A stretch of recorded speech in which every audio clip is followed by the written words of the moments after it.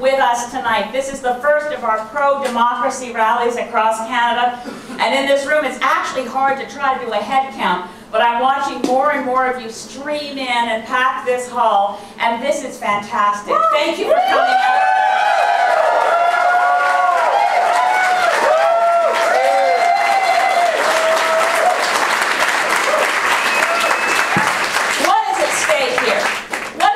Here is not about whether it's good for the Green Party or bad for the Green Party to be excluded from the National Televised Leaders Debate. What's at stake here is what it means to Canadian citizens. If a party supported by 1 in 10, and the ECOS poll today leaves us at where we pretty much have been for the last year or so at over 10%, around 10%, we're still holding on to over 9% of the popular vote, despite the fact that not only were we not invited to the Leaders Debate, in a lot of the national media, we seem to have been not invited to the election. Yeah.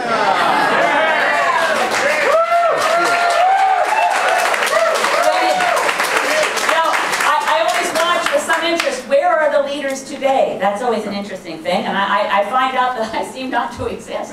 The national media was bust. The entire national media contingent that follows Stephen Harper was, imagine this, 5 blocks from the Saanich Gulf Islands Green Party office. They were assembled there in the Magical Mystery Tour bubble contingent that is allowed to travel with Stephen Harper but not talk to him. They assembled at the Travelodge Hotel in Sydney, British Columbia, as I mentioned, 5 blocks from my office, for the second time in a month that Stephen Harper has visited Saanich Gulf Islands to make another announcement. So they didn't know where they were going, undisclosed location, bundled up and delivered to a pre-prepared, pre-screened, I'm sure the children's Facebook pages had been checked, before he announced it.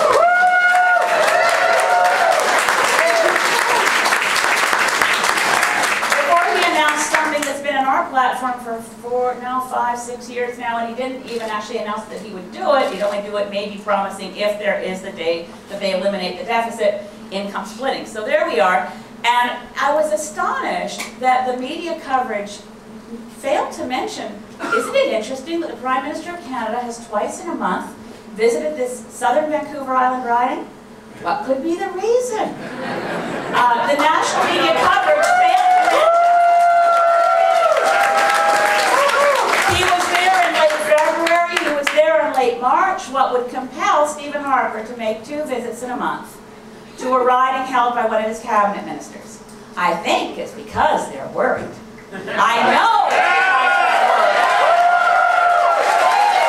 I'm not just looking at this in case of, yes, it is egregious that they have decided, who's the they? This is one of the things that's so hard about this. A faceless group of media executives who made a decision behind closed doors. Now, I'm not against media. There's a lot of you in the room. I love you dearly. But one of the things are, now what issues will never come up in the leaders' debate if we don't get in? Here's one of them. In our section on true democracy, and this was prepared long, we were not anticipating being excluded from the debates. We thought after 2008 the issue was settled and we would be included. But we actually speak.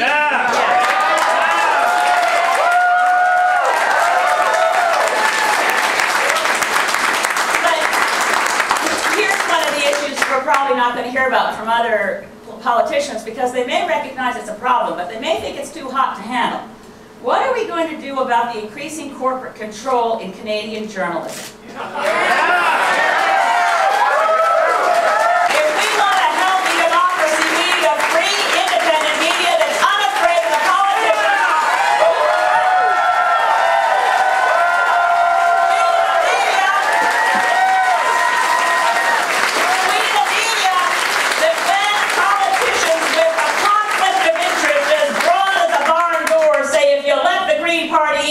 Don't show up. We need a media that says, I'm calling your bluff, you bully!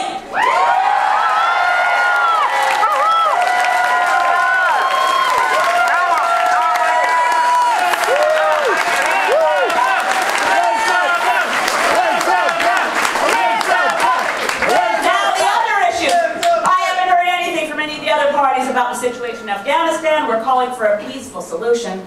And yes, folks, we think we have a role in Afghanistan beyond this year, but only within UN peacekeeping and with a significant effort to clean up corruption in the Karzai government and to find ways to help the people of Afghanistan get out of poverty. That's a goal. Protect women's rights and assist the people of Afghanistan get out of poverty. Beyond that, poverty is a significant issue, and I'm not hearing about global poverty in this campaign. I haven't heard one party mention the Millennium Development Goals. I haven't heard one party say that we must restore Canadian funding to Planned Parenthood, to Match, and to Kairos now.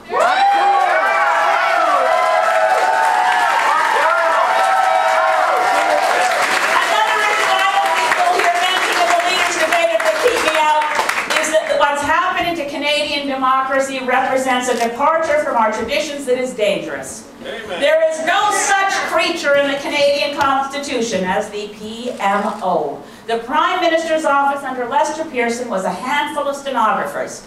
It's now hundreds and hundreds of people who spend every waking hour living on our tax dollars deciding how to continue to advance the interests of the Conservative Party over the interests of the Canadian people.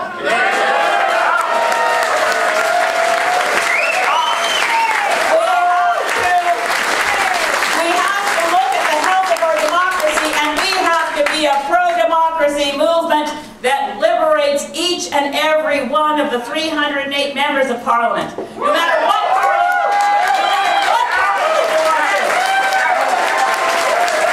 they belong to. If they have no more role than to stand up and cheer when told, stand up and jeer when told, and sit down and shut up when told, then that's not democracy, that's an elected dictatorship.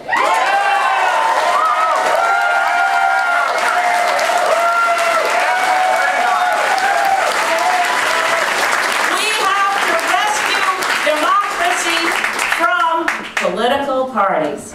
It's true. Patrick Kelly, the founder of the German Greens, used to say the Greens are the Green Party is the anti-party party. And I embrace that fully, because the more I look at the contamination and the disease that's running rampant through the House of Commons, through our Parliament, through our government, and like the tentacles of partisan illness that seeks out and destroys every good idea, that wants to create division and dissension instead of finding common ground and cooperation, that looks at every public policy question and doesn't think, what's the best thing we can do for the common good? That's what parliamentarians are for. Instead, they're directed by the spin doctors and the somewhat sociopathic elite in every political party that run every campaign, who are obsessed with strategy, obsessed with winning, and not knowing what they're winning it for, except more power for their own political elites.